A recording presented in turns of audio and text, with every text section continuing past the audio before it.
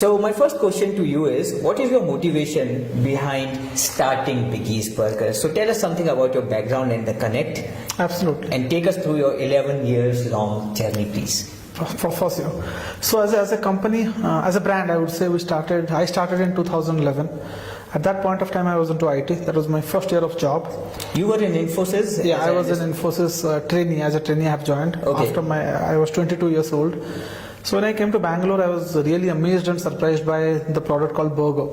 So for my 22 years of life in Orissa, I have never tried this product. When I came to Bangalore, I was at Electronic City, which is very far from the city center.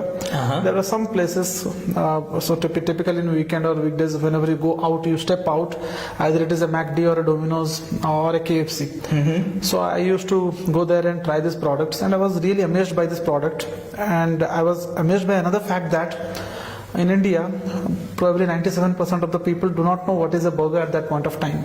Oh yeah, this is true. I even didn't know it. A lot of people they compare vada pav and burger as the same product, whereas burger is a global cuisine. Yeah. So I had to actually go from Electronic City to Kamanahalli, Kalyan Nagar or Koramangala. These are the primary areas of Bangalore where burger was a staple product and it was available. So so I thought, why not an Indian QSR chain? Why it is always an American QSR chain who is established in India? Why not the vice versa? When we understand Indian sentiments, why not we define the product into an Indian demographic sentiment? Wow. So keeping that thought in mind, and as a weekend hobby, so typical Saturday Sundays were holiday, we are full of energy that time, very young, so we wanted to do something. Okay. So I started this brand called Biggies Burger. So typically I used to like big size burgers, and typically B is the common connect. Bangalore, Biggies Burger, my name is Biraja, so B was the common connect everywhere. Okay. So I started a brand called Biggies Burger with an investment of 1.72 lakhs. 1.72 lakhs. That's in 2011, November 27, I remember the date. And I started a small kiosk with a motivation of the vision was to create an Indian burger legacy which will grow globally. So from day one, I was very particular that SOPs, standardization are the key to it. And the second was authenticity to the product. So when McD comes to India or Wendy's came to India or Burger King came to India, typically they change the product as per the demographic. But they don't maintain the authenticity. They make it more of value consumer oriented thing. So I saw a quite gap between what consumer wants and what is being provided, because they were providing what mass required. Right. But there is a substantial amount of requirement of an authenticity of the product. Correct. So authenticity of burger was getting lost. So with the vision of bringing an Indian authentic burger brand, the concept was initiated in 2011. Wow. And by 2016, I had a good number of franchises. And in 2016, two of my early franchise, Sandeep and Avilas, they joined me. And we form a private limited and we work full time after leaving our jobs. Great. So from 2016 till today, probably I would say it's been 6 years of formally getting the company registered as a brand. Today we are India's largest homegrown burger chain. So above us is Burger King, below us is some Indian brands which are half the way where we are today. So I can proudly say that with 10 years of expertise and experience into the ecosystem of burger, today with 80 plus outlets at 23 cities of the country, we are the largest homegrown grilled burger chain. Great, Biraja. Isn't it amazing? So when we talk about burgers and Biggies, it's like BBB, the Biggies Burger in Bangalore, with today 80 plus franchisee? Yeah, so 80 plus stores. 80 plus stores. 46 franchises. 46 franchises. So we do have repeat franchises who are taking up multiple stores and who are a strong part of the ecosystem of Biggies. Perfect. And you didn't even have this background. You went to IT like any other Indian in our generation, and then you had this idea of opening a kiosk with 1.72 lakhs, and then you for first 5 years you tried running it by yourself, brought in some people as franchisee, then they became your partners, and you founded this company. And in these next 6 years you have this is the sixth. So typically, probably how how it happens as a bootstrapped company. Yes. The initial years are slow. Correct. So with 10 years of the brand, we are today at 80 plus stores. Yeah. But I would say for 2019 we were just 30 stores. Last year we were 42 stores, and today we are 80. So the growth now, actually we are having that exponential curve today. Exactly. So we are aiming for a 300 outlet benchmark by 2024, and I'm optimistic that we'll achieve it with the amount of traction that we see to the brand today. Okay, so till 2024, 300 outlets, and you were also mentioning some of your other plans around scalability for 25, 26. Would you like to put it across? So typically, as a brand, when we are seeing Domino's has 2,000 outlets, and 2010 to 2020 was an era of pizzas. A lot of pizza brands were there. A lot of pizza brand came to India. Now you can say burger has been a public product. That's why Burger King got into IPO. Burger is no more an alien product. It's a typical Indian cuisine. It's like it's replacing vada pav, or it's not replacing. Typical. It's adding to the same portfolio. Yeah. So with that, what is happening? Let's say earlier my consumer base was 0.1%. Today my consumer base is 10%, and it's growing at an exponential rate. So with that, what happens? We are at the right time to strike the market, where we foresee 2,000 outlet by 2026, and then go IPO. Great. So and to have this 2,000 outlets, so typically as a company we do have two products. The end user product is burger, which will be consumed, but for us the consumers are my franchises. Got it. Through franchises, via franchises, we want to sell burgers. So typically for this 2,000 outlets, we want to build 300 to 400 strong network of franchise who are a part of the ecosystem, part of biggest family, and they take the pride of being associated with Biggies, with 2,000 number of stores and catering to the whole country. So the scalability primarily is relying on franchisee. So primarily we as a so you name any company, McD, KFC, Domino's, or Subway, 40,000, 30,000, 20,000 restaurants. Exactly. And all these are run by franchises. True. And they are some of the richest businesses in the world. Like Absolutely. So what kind of people or what kind of companies, businesses can become franchisee or can join this revolution, I would say? So typically, franchise, when this term comes, I feel it's a common pool.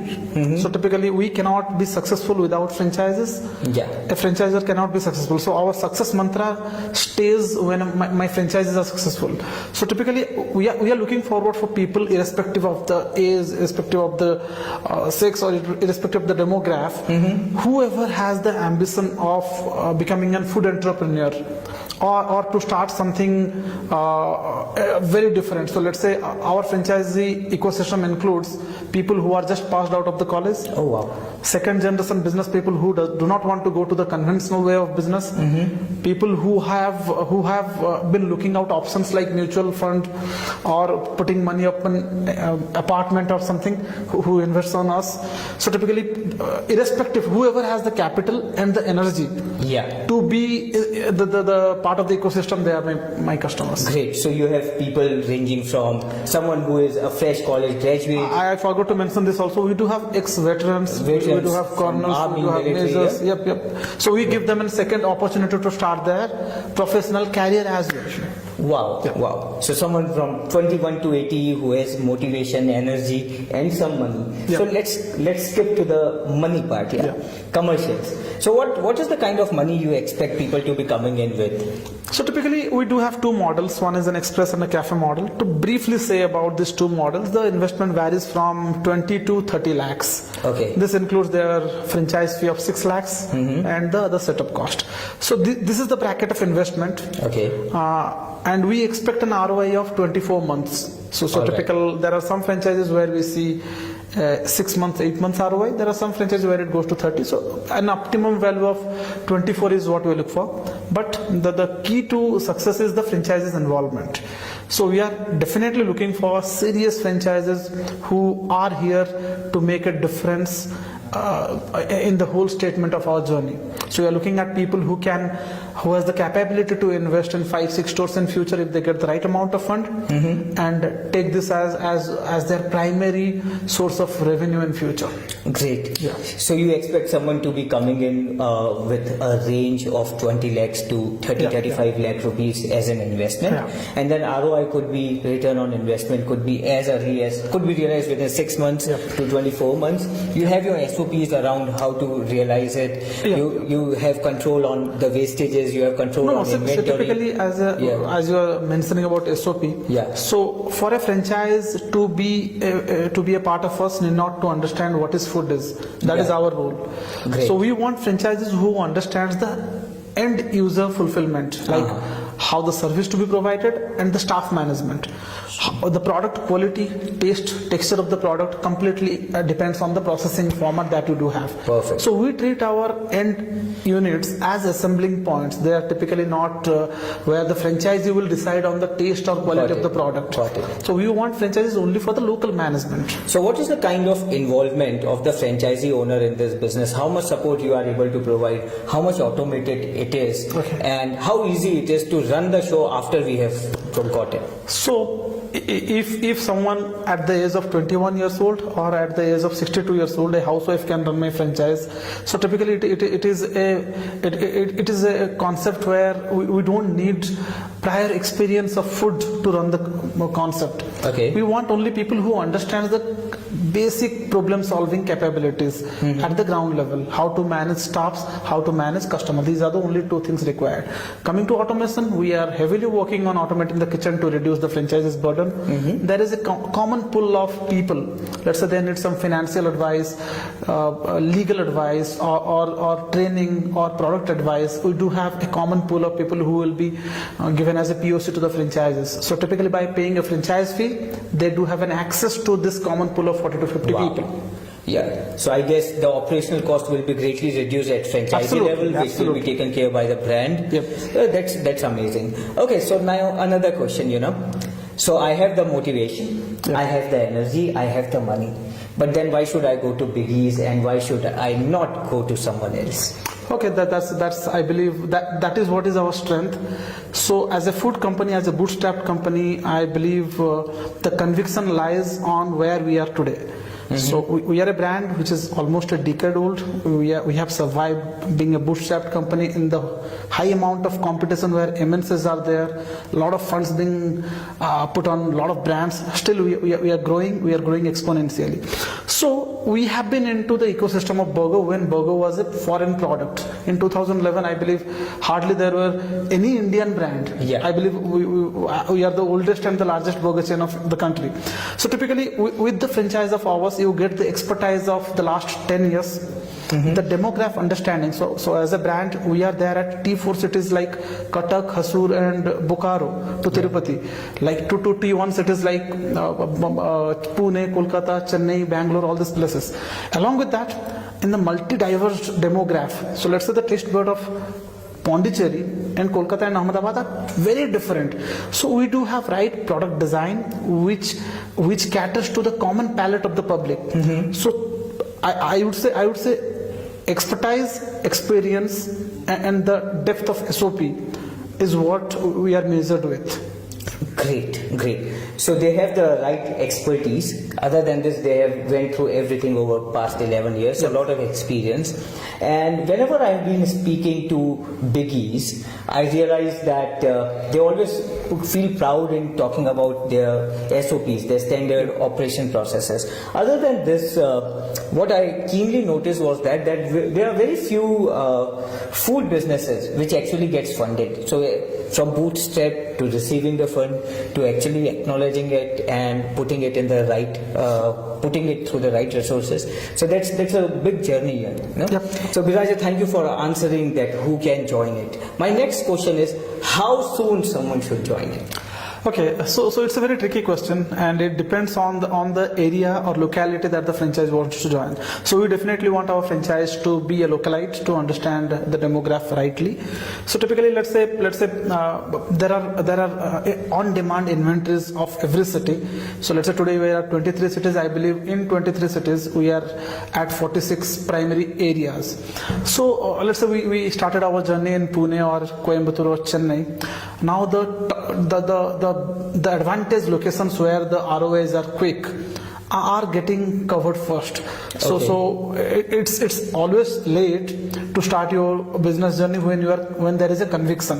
So you will say you should have joined yesterday. Yeah, I should say you should have joined yesterday if you are convinced about the concept. So let's say we started in Pune last year. Within a span of 6 months, we have covered all the primary locations today. So a franchise has taken 3 stores there, the other franchise has taken 2 stores there. So we are already we have covered all the primary locations over there. So if anyone is looking forward to join hands with us, I think it was yesterday. So because the primary inventory of a city or a location goes out at the quickest amount of time. I think location in such businesses matters the most. Your real estate matters the most. And we are in a good demand across. We do get decent queries through organic queries. So we are looking forward to join hands with qualified franchises who understands business and understand the city and the demographic and grow with them. Yep. So as brand becomes more popular, there's an increase in the franchisee fee. Do you have any plans for that? Do you have a number? So today we are 80 plus numbers. By the moment we reach 100, we'll be increasing it to 10 lakhs as a franchise fee because the brand value is growing bigger. So if you are listening to him, listen to me, join today because the fee is going to increase from 6 lakhs to 10 lakhs as soon as they cross 100 outlet. And we are confident that we'll be crossing that by July of this year.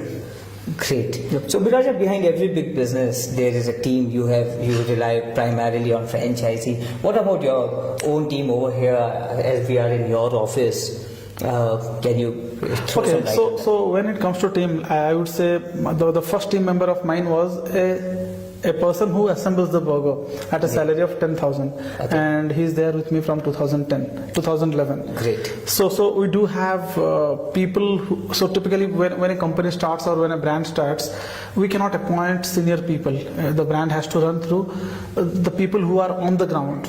And the conviction or the belief that those people have takes the brand ahead. So today I can proudly say we do have almost 60 people who are there with us for more than 5 years.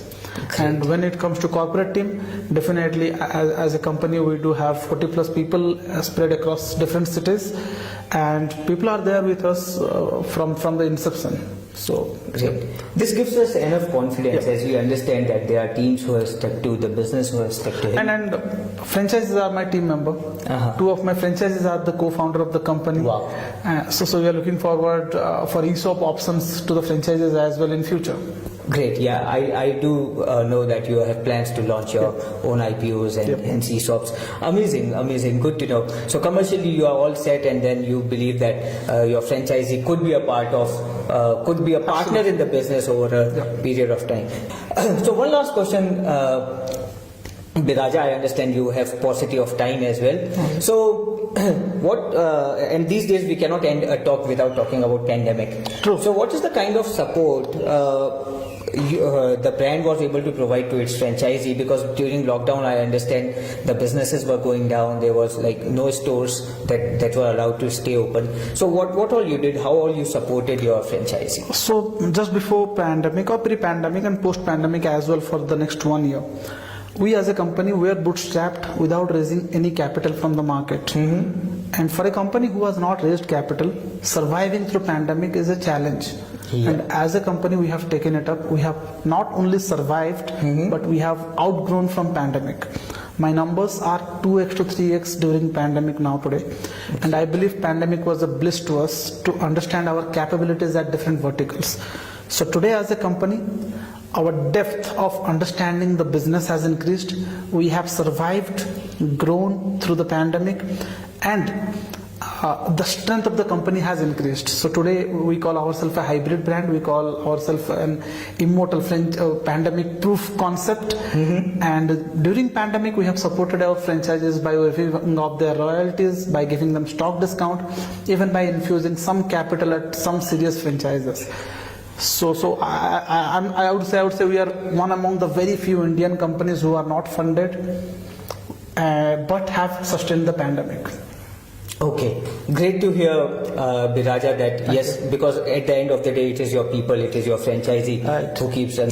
As we come towards the end of this talk, what is that one message you would like to pass on to our prospective franchisees who might be watching this video?